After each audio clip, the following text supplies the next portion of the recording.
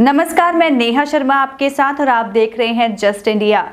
हरियाणा जनसेवक party के संयोजक एवं अहम विधायक बलराज कुंडू ने बुधवार को रोहतक के सर्किट हाउस में पत्रकार वार्ता की।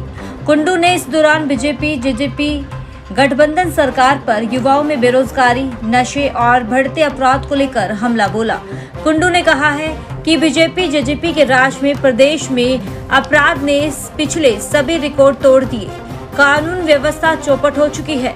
हत्या, लूट, डकैती और महिलाओं के साथ बलात्कार जैसी घटनाएं बढ़ गई है। कुंडू ने पार्टी का विस्तार करते हुए आज भाजपा युवा प्रकोष्ठ का गठन कर दिया। बलराज कुंडू ने कहा है कि धीरे धीरे पार्टी में पदाधिकारियों की नियुक्ति होती रहेगी। खासकर 1 नवंबर को जींद में होने वाली पार्टी की रैली में संपूर्ण कार्यकारिणी की घोषणा कर दी जाएगी। हमने एक ऐसा लोगों का एक समूह, पहले एक मंच बनाया, जनसेवक मंच, जो इस देश और प्रदेश को आगे बढ़ाने की और जन सेवा की सोच रखने वाले लोगों का एक मंच तैयार किया।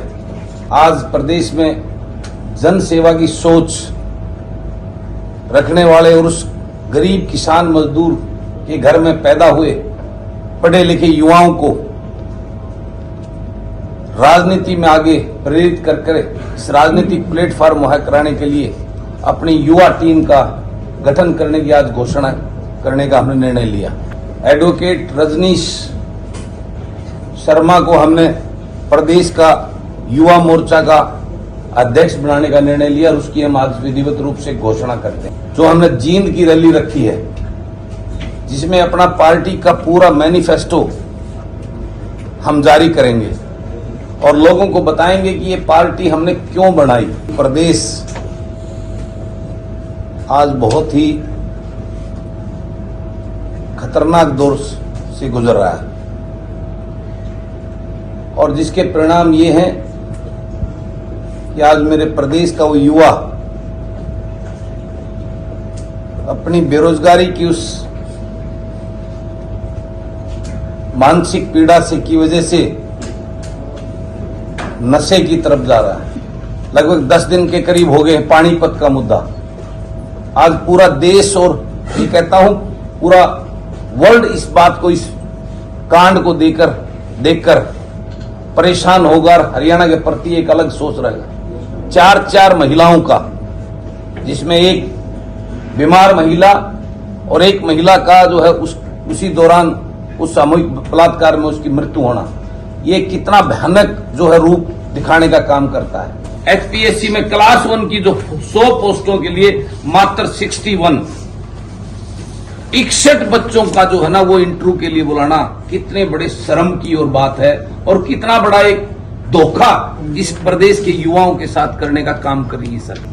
आज प्रदेश का हर वर्ग आज इतनी बुरी तरह से परेशान और पीड़ित है, लेकिन इस सरकार को जू तक नहीं रह रही। ये बड़े दुर्भाग्य की बात है। आपने एक लाखन माजरा कांड की वो देखे हुए, जिसको हमने सड़कों पे भी बैठे थे, मैं वहां मौजूद था और वहां एएसपी जो बहुत ईमानदार और बड़ी बड़ी बात कर रही थी, उस मीडिया के सामने ओपनली इस बात को एक्सेप्ट कर रही थी कि एसएचओ ने अपनी कार्रवाई के अंदर बहुत बड़ी कोताही की है।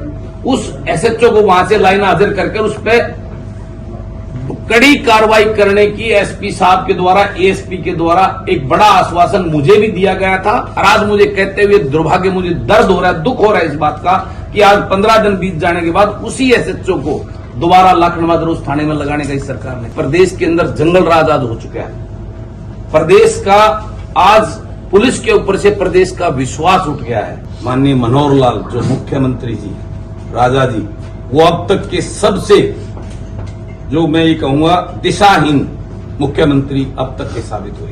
जो अमृत योजना के नाम पर और क्या क्या चीजें नहीं, कच्ची कॉलोनियां जो आज पूरे हरियाणा रोहतक के अंदर जो है सारा हरियाणा सब कुछ चला लिया बगैर उनकी साइकिल, सब कुछ डायरेक्ट इन्वॉल्व मिलजुल के सारा खेल खेला जा रहा है। वो राजनीतिक लोग वो सिर्फ अपने बेटों को गद्दी में बिठाने के लिए इसमें शोषण कर रहे हैं। तो उस प्रकार का खेल बंद होगा।